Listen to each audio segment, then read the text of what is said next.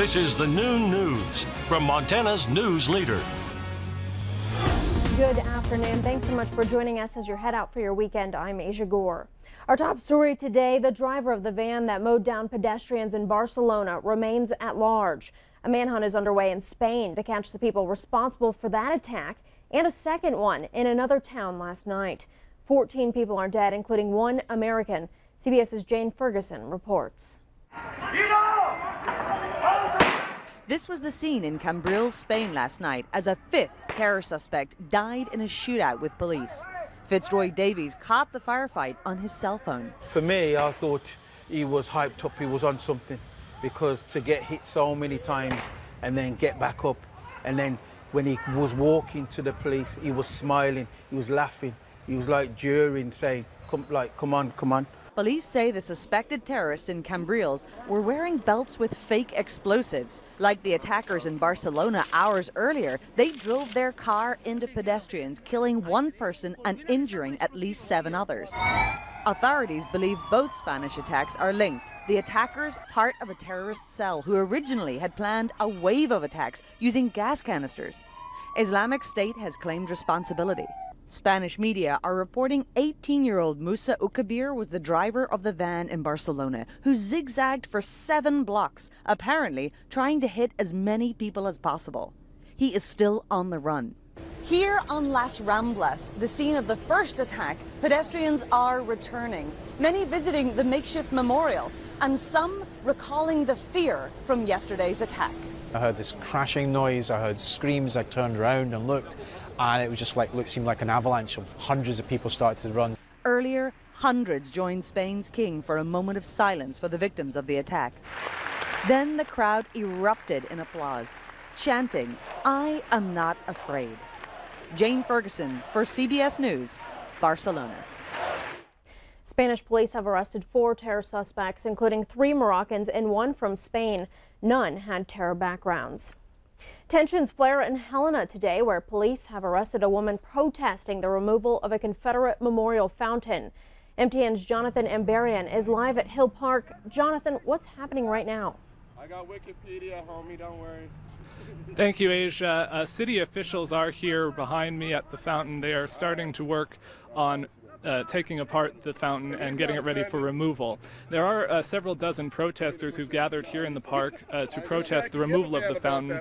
There are also now a few counter-protesters as well. Some of the protesters here have been carrying the United States flag, the Montana flag, and the Confederate battle flag. Now, Assistant Police Chief Steve Hagan confirmed one woman was arrested this morning for obstructing a police officer. He told MTN people were asked to come out from inside a fence erected today and told that they would be arrested if they did not.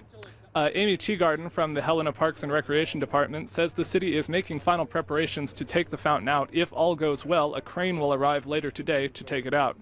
She says the intention is to remove it in pieces that can be reassembled at a later date. The pieces will be taken to a city shop. City commissioners decided to remove the fountain at a Wednesday night administrative meeting. They cited the potential for violent conflict around the fountain and its symbolism. The woman arrested this morning was back at the protest shortly after being released. She said removing the fountain is removing part of Helena's heritage. It doesn't represent hate. It's a beautiful piece of art donated by little old ladies who collected pennies in milk jars and crocheted doilies to help citizens in this town. It was not given to the city, it was given to the citizens of the city. Now, a number of groups have renewed calls to remove the fountain following some alt-right and white nationalist protests in Charlottesville, Virginia.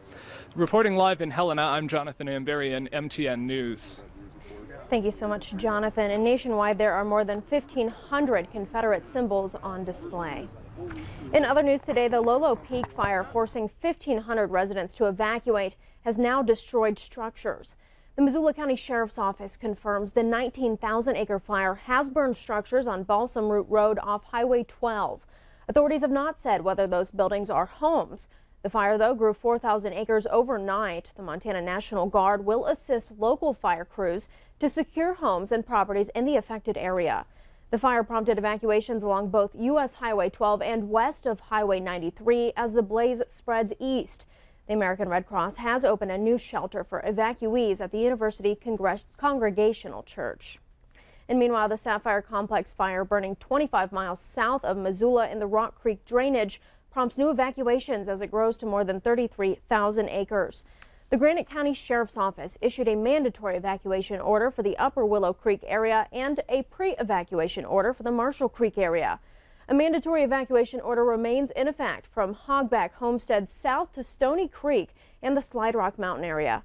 Pre-evacuation notices are still in place for residents in the northern portion of Rock Creek drainage and in the Upper Willow Creek drainage. Turning now to the weather scene with Ed McIntosh. With fire danger in mind, we look forward to the weekend forecast. That's right. We feel still a lot of the smoke around Asia. We're seeing that especially as you take a look at the ICAM as we look towards Missoula today. That haze has just been there. Poor air quality also around the Flathead Lake area as we look towards Polson as well. But overall for the weekend, the temperatures are going to be pretty comfortable. It's going to be summertime. Readings running at or a little warmer than we would normally see for this time of the year. There will be periods of wind that could aggravate wildfire concerns. It's shifting across the state. We'll show you where with the forecast in just a few minutes. Plus, it's going to be dry.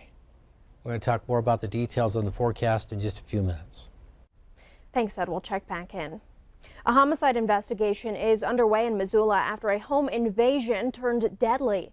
Police identified the two suspects as 23-year-old Tiffany Pierce and 26-year-old Augustus Standing Rock. They're both expected to appear in court sometime next week. No information was released about the victim. Missoula police, though, executed a search warrant at the house on Strand Avenue last night as part of a reported home invasion, burglary, and stabbing that occurred July 23rd. The investigation is ongoing. A Billings area man now admits he stabbed, beat, and ran over a Glasgow woman on New Year's Eve. 29-year-old Jay Witkowski pleaded guilty Wednesday to deliberate homicide for the murder of Evelyn Garcia. Prosecutors will recommend a sentence of 80 years in prison. Authorities say Witkowski was giving the victim a ride home from Billings to Glasgow when he repeatedly stabbed and beat Garcia with a tire iron. Investigators say the victim either jumped from the vehicle or was pushed out. Witkowski then ran over Garcia before fleeing the scene. Prosecutors say Witkowski was likely high on methamphetamine at the time. Garcia was hospitalized, but she died 3 days later.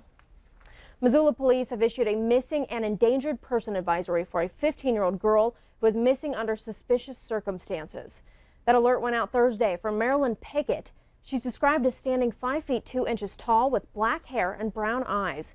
She was last seen with 24-year-old Jackson Wiles. Anyone with information should contact the Missoula County Sheriff's Office. We now know the name of the man whose body was found in the Lincoln area last week. The Lewis and Clark County Sheriff's Office identified the man as 50-year-old Warren Kimmel of Helena. Kimmel's body was found in a Copper Creek by a father and son fishing in that area. Authorities reported finding a stolen car parked just several miles away. Preliminary autopsy reports indicate the man drowned. The investigation is ongoing. Still to come on the noon news, a possible terror attack in Finland under investigation today. Details from the scene. But first, Ed has a look at our weather forecast. Stay with us. You're watching MTN News with Aja Goare. Storm Tracker weather with Ed McIntosh and farm and ranch news from the Northern Egg Network. This is the news.